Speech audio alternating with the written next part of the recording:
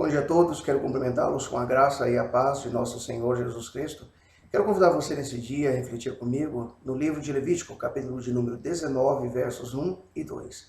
A palavra de Deus nos diz assim: Disse o Senhor a Moisés: Fala a toda a congregação dos filhos de Israel e dize-lhes: Santos sereis, porque eu, Senhor, vosso Deus, sou santo. Estaremos refletindo a respeito do tema os resultados da santificação. Quando nós nos deparamos com esse texto sagrado, nós vamos perceber que Deus exige do povo de Israel algo que aos nossos olhos parece ser impossível. Ser santo como santo é o Senhor Deus. Isso é algo que, obviamente, para nós seres humanos, ser santo à medida de Deus é algo impossível.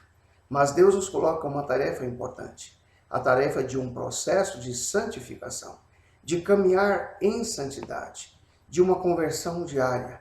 E nós então podemos observar no contexto desse capítulo de número 19, que o Senhor ele começa então a falar aos filhos de Israel a respeito de algumas relações sexuais ilícitas, a respeito de algumas uniões abomináveis, coisas essas praticadas, atitudes essas exercidas pelas nações as quais Israel estava avançando para poder tomar posse dessas terras dos cananeus. E diante disso nós então podemos perceber e observar que Deus então mostra que ele não desejava ver um Israel impuro, um Israel manchado, um Israel que levava uma vida em constantes erros e pecados, mas um Israel que foi chamado para a santidade.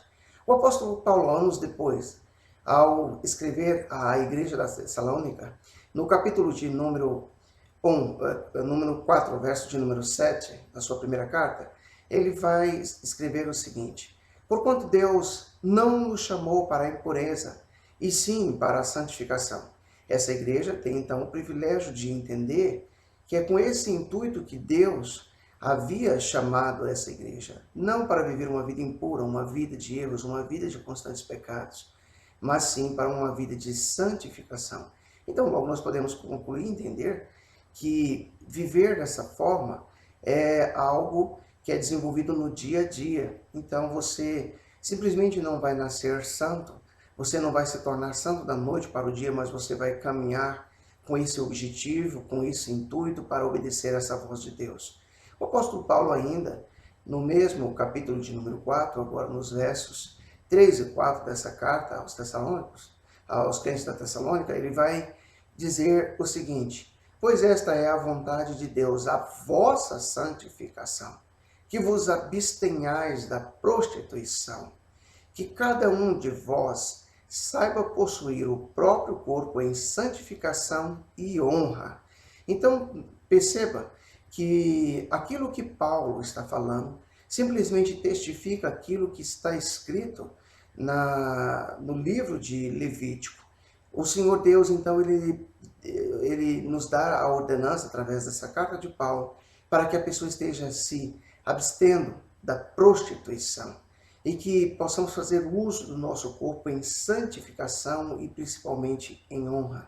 Muitas vezes, sendo levados pelos argumentos de muitas pessoas, as pessoas têm a imaginação de que você se guardar, você manter uma postura de santidade, que isso é viver no passado, que isso é ser quadrado, mas você pode notar à luz da palavra de Deus que não é isso que Deus enxerga. Deus enxerga que você tem que usar o seu corpo para honrá-lo, para santificar-se. E diante disso, você vai seguir, inclusive, esse processo. E qual o objetivo de seguir pelo caminho da santificação? É muito simples. Porque eu e você desejamos ver a Deus. E somente a santificação pode nos levar diante dele. É o que o autor da carta aos Hebreus nos diz no capítulo de número 12, verso 14.